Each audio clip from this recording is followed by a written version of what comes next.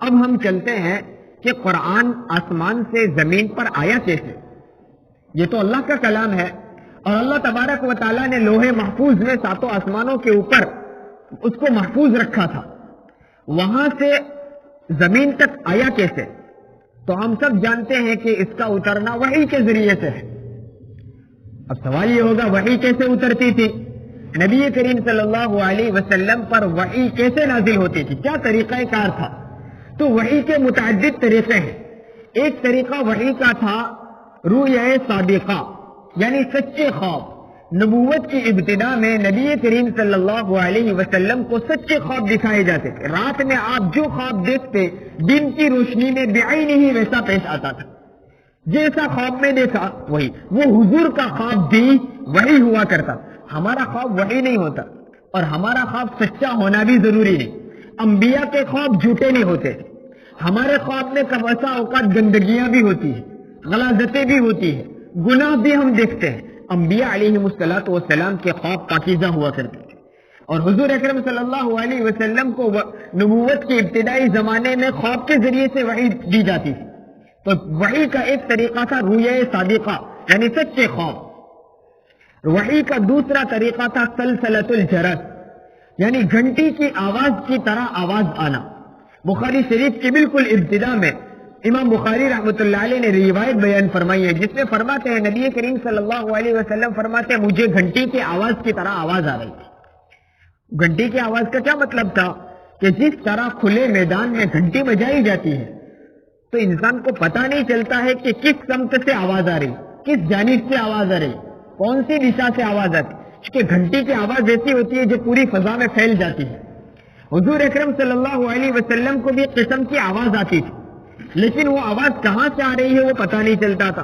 جب وہ آواز ختم ہوتی تو آپ پر وہ وحی مکمل ہو جاتی، آپ کو سمجھ میں آ جاتا کہ اللہ نے کیا حکم نازل فرمایا ہے۔ تو وحی کے نازل ہونے کا ایک طریقہ سلسلۃ الجرس بھی تھا۔ نمبر 3، وحی کے نازل ہونے کا تیسرا طریقہ، جبرائیل علیہ السلام انسانی شکل میں آتے تھے، اور عام طور پر زیادہ تر وحی اسی طرح نازل ہوتی ہے۔ جبرائیل علیہ السلام حضور اکرم صلی اللہ علیہ وسلم کی خدمت میں حضرت دحیہ کلبی رضی اللہ تعالیٰ عنہ کی شکل میں آتے۔ حضرت دحیہ کلبی رضی اللہ تعالیٰ عنہ نہایت حسین و جمیل صحابی ہیں۔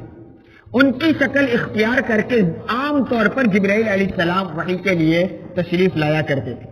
تو وحی کے نازل ہونے کا ایک طریقہ یہ بھی تھا کہ جبرائیل علیہ السلام انسان کی شکل میں حضور اکرم صلی اللہ علیہ وسلم کے پاس آتے تھے۔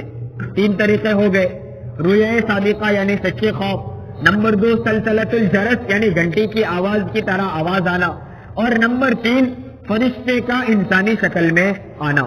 نمبر 4 وحی کے نازل ہونے کا چوتھا طریقہ کہ فرشتے کو اصلی شکل میں دیکھنا۔ حضور اکرم صلی اللہ علیہ وسلم نے صحیح روایات کے مطابق اپنی زندگی میں 2 مرتبہ جبرائیل علیہ السلام کو اصلی شکل میں دیکھا ہے۔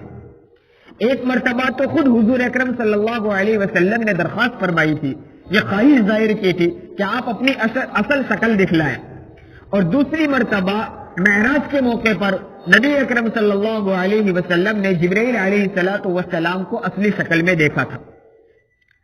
تو وحی کے نازل ہونے کا ایک طریقہ یہ بھی تھا کہ 2 مرتبہ یہ پیش آیا کہ جبرائیل علیہ السلام کو اصلی شکل میں دیکھا۔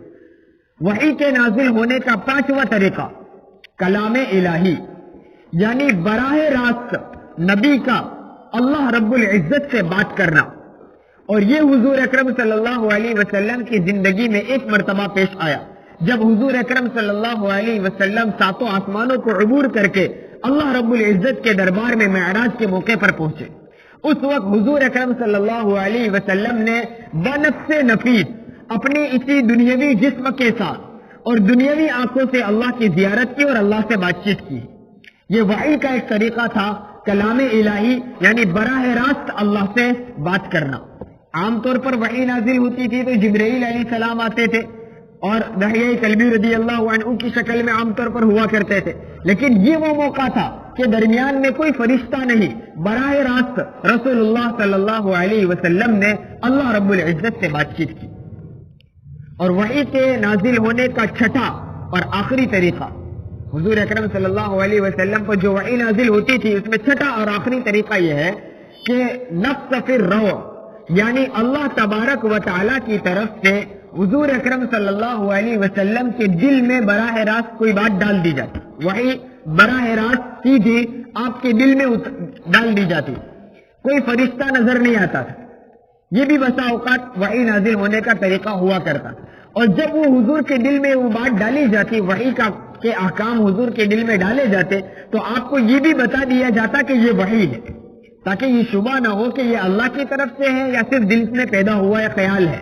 اس لیے اللہ کی طرف سے یہ بھی بتا دیا جاتا کہ یہ اللہ کی طرف سے آئی ہوئی یہ وحی ہے۔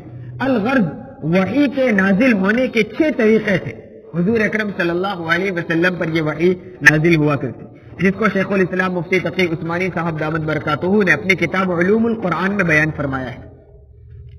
تو 2 باتیں ہم نے